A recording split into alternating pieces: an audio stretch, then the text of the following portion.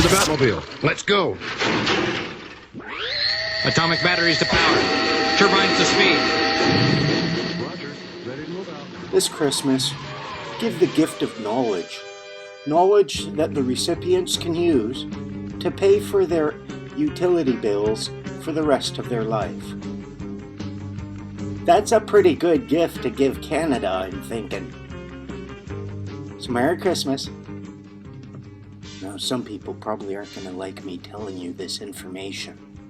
But see, the fact of the matter is, all of these things that I've mentioned, they're all previously paid for. Now, it's not free. Don't be thinking you're getting free jam. You're not getting free jam. You're getting your share of the jam that was created from the communal berry bush. I'm going to show you how to get your jam. And it's all completely lawful. And it's easy enough to establish that it is the truth if you're willing to do your own due diligence. Now, the people that collect your checks, the people who send you bills and they want the remittance and the check back, they're not going to like me telling you this information. But too bad. If the banks can get bailed out, so can every homeowner, every citizen of Canada. 96 is the fix. Now imagine you own a berry bush, and on that berry bush, some of them go to waste. So a smart man comes along and says, listen, I see these berries on your bush all going to waste. I'd like to pick these berries before they go to waste and make jam. And you say, yeah, that sounds good. And the guy tells you he's going to sell jam at the market. And you say, well, I get free jam, or I get a cut of your sales at the market. And he says, that's fair. So that's what you work out.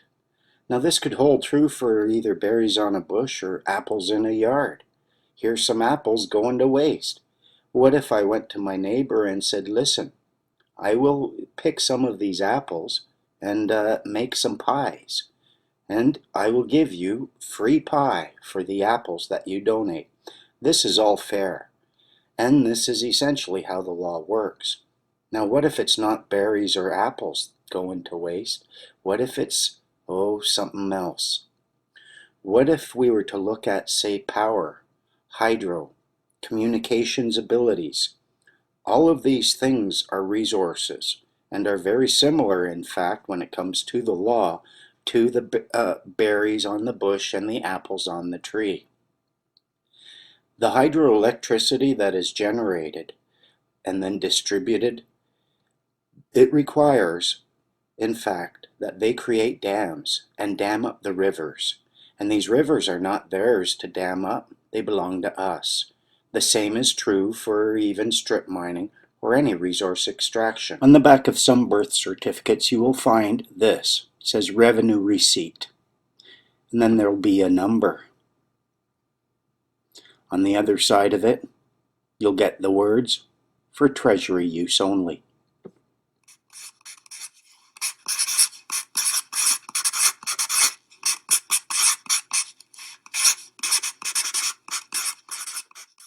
Welcome to the high-tech board of Truth and Justice.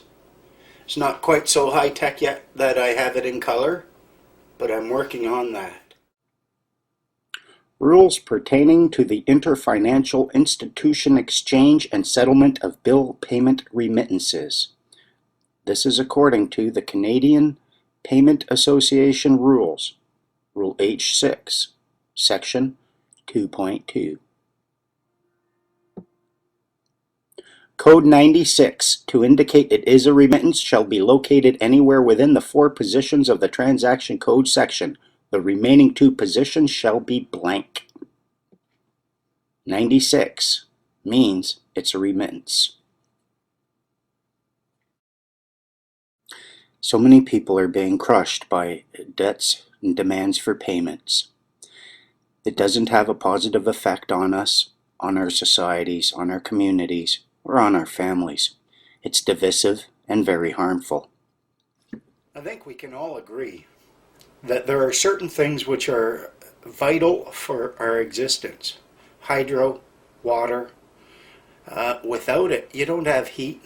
And in Canada, you're going to die. Whether or not cable, communication, things like that are requirements is arguable. Certainly, if you're denied it, you would be denied a level of existence that others would enjoy. The question is, how can you justify claiming that you have a right to free hydroelectric power or water, health care, or that you may order someone else to discharge your credit card bills or even your grocery bills? Is it in fact possible? I know a lot of people are going to be thinking right off the bat something like this. I don't believe it. I just don't believe it. But I'm here to tell you, well, look at the evidence and make your own decision. But if you refuse to even try it, merely because you simply can't believe it, well then that's on you. The good thing about this information, what I really like about it, is anyone can use it. Police officers, free men on the land, citizens, everyone can use it, and everyone will find a lot of benefit and common ground with it. I think it's going to start bringing in the abundance. For imagine if all of these bills that come in, your hydro, your phone, all of these burdens which are placed on us, all of us on a monthly basis, what if there was a way whereby you could take care of all of them? That's what we're going to examine here in 96, because it's your fix. Right here, can you see down here?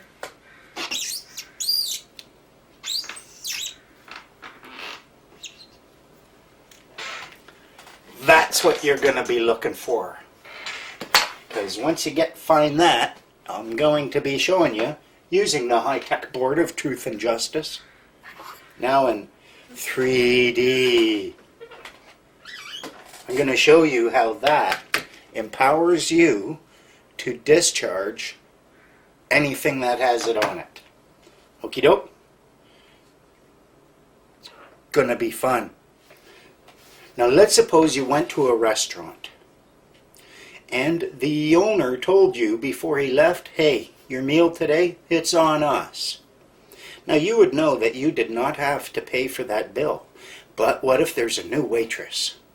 What if she doesn't know that you've been told, hey, your meal is on them, or you've been told it's on us?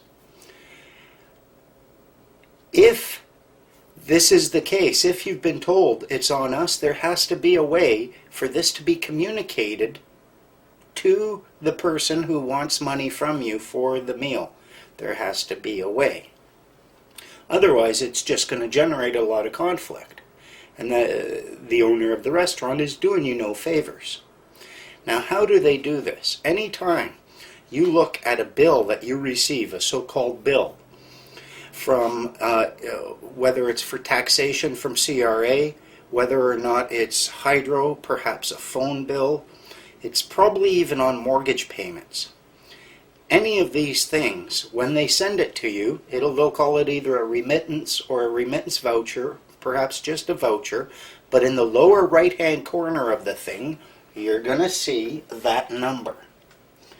Now that number is their code that they use in order to identify the thing with that number as a remittance.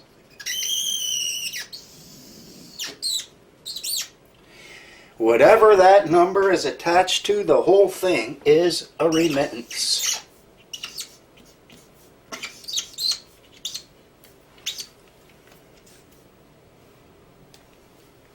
I'll have to look up remittance. Spell check. I need to install a spell check in my high-tech board of truth and justice. But, in any event, what that 96 does is it identifies it as a remittance, and this means that it is an item of credit.